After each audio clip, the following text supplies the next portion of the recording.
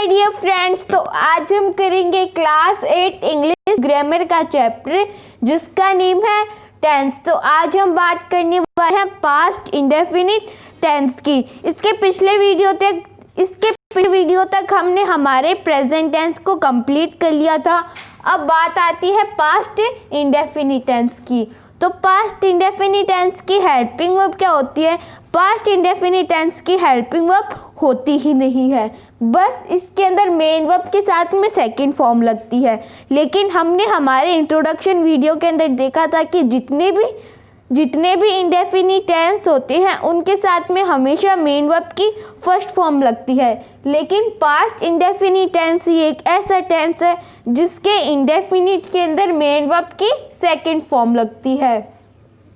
तो इसका अफर्मेटिव बनाने का स्ट्रक्चर क्या है? अफर्मेटिव सेंटेंस का सब्जेक्ट प्लस मेन वर्ब के सेकंड फॉर्म प्लस ऑब्जेक्ट, बस इतना स्मॉल सा स्ट्रक्चर है। पहले हम सब्जेक्ट लिख देंगे, बाद में जो काम हो रहा है उसके साथ में मेन वर्ब की सेकंड फॉर्म और बाद में ऑब्जेक्ट। तो हमारा पहला सेंटेंस है शेर ने चूहे को मारा था। लेकिन इसके अंदर हमने अभी ये नहीं जाना कि पास्ट इंडेफिनिट टेंस को हम हिंदी के अंदर कैसे पहचान सकते हैं। तो पास्ट इंडेफिनिट टेंस को जिसके लास्ट में ता था, ती थी, ते थे, आ, ये सभी वर्ड्स आते हैं तो वो पास्ट इंडेफिनिट टेंस का सेंटेंस होता है। तो पहले शेर ने चूहे को मारा था, तो इसमें काम करने वाला कौन? शेर। तो शेर को हम राइट करेंगे लॉयन। लॉयन, फिर काम क्या हो रहा है? मारने का, तो मारने को हम बोलेंगे किल। लॉयन किल, लेकिन मेन वर्ब की सेकंड फॉर्म आएगी तो किल की किल्ड। लॉयन किल्ड, किसने मारा? तो ऑब्जेक्ट क्या है हमारा? क्या? चूहा। तो mouse. Mouse, lion killed mouse. फिर महेश झूठ बोलता था, था आया, तो ये कौन सी टेंस है? Past indefinite tense. तो इसमें आ जाएगा Mahesh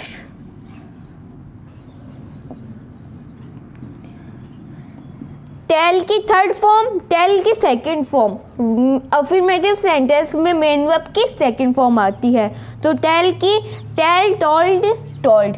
Mahesh told a lie. तो ये हमारा सेकंड सेंटेंस बन गया, महेश टोल्ड अ लाई। तो हमने बात कर लिया अफर्मेटिव सेंटेंसेस की। अब हम नेगेटिव सेंटेंसेस की बात करेंगे। अब हम नेगेटिव सेंटेंसेस की बात कर लेते हैं। तो मैंने आपसे कहा था कि पास्ट टेंस की कोई हेल्पिंग वर्ब नहीं होती, लेकिन ऐसा नहीं है।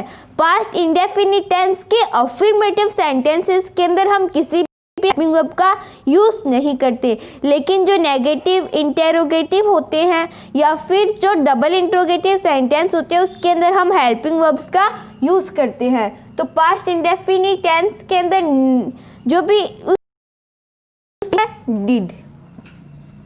डिड। प्रेजेंट इंडेफिनिट टेंस की हेल्पिंग वर्ब थी हमारी डू और डज, और पास्ट इंडेफिनिट टेंस की डू डज का पास्ट के अंदर क्या बन जाता है? डिड। तो नेगेटिव सेंटेंस का स्ट्रक्चर क्या है? Subject plus did not plus main verb की फर्स्ट फॉर्म प्लस ऑब्जेक्ट। और जो भी पास्ट इंडेफिनिट टेंस के अंदर जो भी अफर्मेटिव सेंटेंस होता है उसके अंदर मेन वर्ब की सेकंड फॉर्म यूज़ की जाती है, लेकिन जो भी नेगेटिव सेंटेंस है उसके अंदर मेन वर्ब की फर्स्ट फॉर्म यूज़ की जाती है। तो अफर्मेटिव का क्या डिफरेंस है? अफर्मेटिव और नेगेटिव के अंदर क्या डिफरेंस है? अफर्मेटिव के अंदर तो मेन वर्ब की सेकंड फॉर्म यूज़ की जाती थी, लेकिन नेगेटिव के अंदर मेन वर्ब की फर्स्ट फॉर्म यूज़ की जाती है। अफर्मेटिव के अंदर कोई भी जो भी हेल्पिंग वर्ब है उसका यूज़ नहीं किया जाता था, लेकिन नेगेटिव के अंदर डिड का यूज़ किया जाता है। तो पास्ट इंडेफिनिट टेंस की हेल्पिंग वर्ब हो गई डिड। फिर subject plus did not plus main verb की फर्स्ट फॉर्म प्लस ऑब्जेक्ट। पहला सेंटेंस है हम जयपुर घूमने नहीं गए थे। लास्ट में क्या है? ए थे। तो जो थे है ये क्या है? पास्ट के अंदर हमेशा थे, था, ये सभी वर्ड्स आते हैं और प्रेजेंट के अंदर है। है का सबसे ज़्यादा यूज़ किया जाता है। तो हम जयपुर घूमने नहीं गए थे, काम करने वाले कौन, हम, वी। और जो प्रेजेंट इंडेफिनिट तो डू और डज का यूज़ किया जाता था। अब डू किसके साथ में आएगा और डज किसके साथ में आएगा, उसके अंदर तो इस चीज़ को हमें याद रखना पड़ता था और उसमें हमारी मिस्टेक हो जाती थी।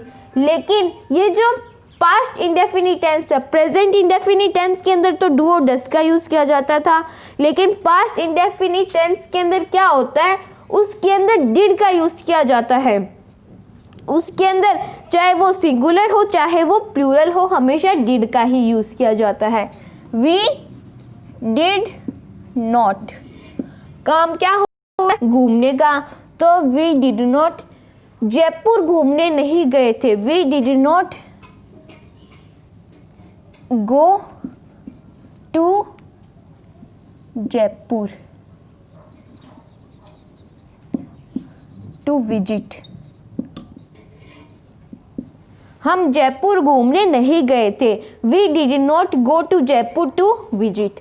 फिर बंदर केले नहीं खाता था, जो बंदर है वो केले नहीं खाता था, तो मंकी डिड नॉट ईट बनाना।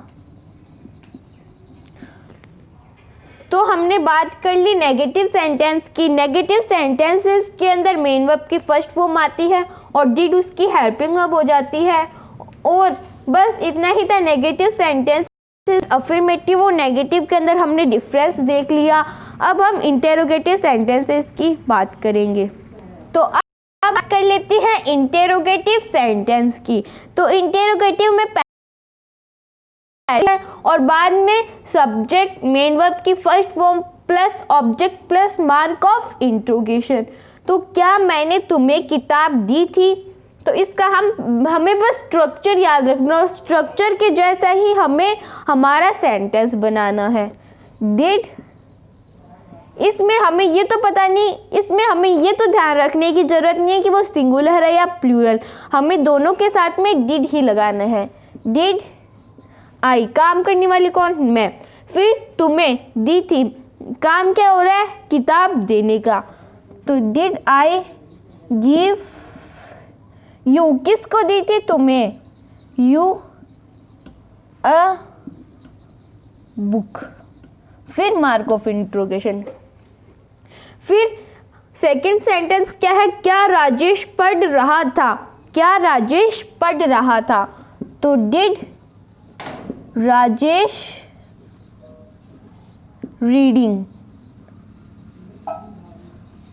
तो ये हमारा सेकंड सेंटेंस बन गया, क्या राजेश पढ़ रहा था, डिड राजेश रीडिंग। तो हमने बात कर ली इंटेरोगेटिव सेंटेंस की। अब हम बात कर लेते हैं डबल इंट्रोगेटिव सेंटेंस की। तो अब हम बात कर लेते हैं डबल इंट्रोगेटिव सेंटेंस की। तो डबल इंट्रोगेटिव सेंटेंस पहले तो लग जाती है WH फैमिली और बाकी पूरा का पूरा स्ट्रक्चर इंटेरोगेटिव सेंटेंसेस के जैसा। तो पहला सेंटेंस, पक्षी कहाँ उड़ रहे थे, इसमें कहाँ वर्ड है। WH फैमिली का डबल इंट्रोगेटिव सेंटेंस का मतलब क्या होता है, उसके अंदर हम आंसर यस या फिर नो के अंदर नहीं दे सकते। तो पक्षी कहाँ उड़ रहे थे, पक्षी यस के अंदर थोड़ी उड़ रहे थे, हम यस या फिर नो के अंदर आंसर नहीं दे सकते ना। तो वैसे ही होता है डबल इंट्रोगेटिव सेंटेंसेस, हम यस या फिर नो के अंदर आंसर नहीं दे सकते। पक्षी कहाँ उड़ रहे थे, पहले WH family, where did birds,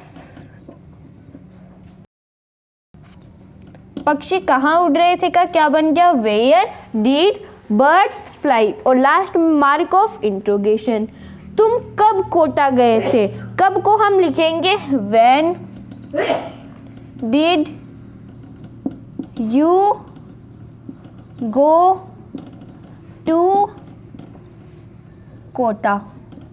तो ये हमारा सेकंड सेंटेंस बन गया, when did you go to Kota.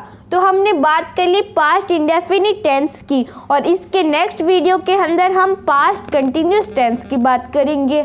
हम जो भी टेंस होते हैं उनका वीडियो सेपरेटली बनाएंगे, ताकि अगर आपको किसी भी टेंस के अंदर डाउट हो तो आप फुल वीडियो की बजाय उसको स्किप करने की बजाय एक सेपरेट वीडियो के अंदर ही समझ लें। तो हमने बात कर ली पास्ट इंडेफिनिट टेंस की। If anybody have any type of doubt, any type of query, then the comment section is waiting for you. Thank you so much.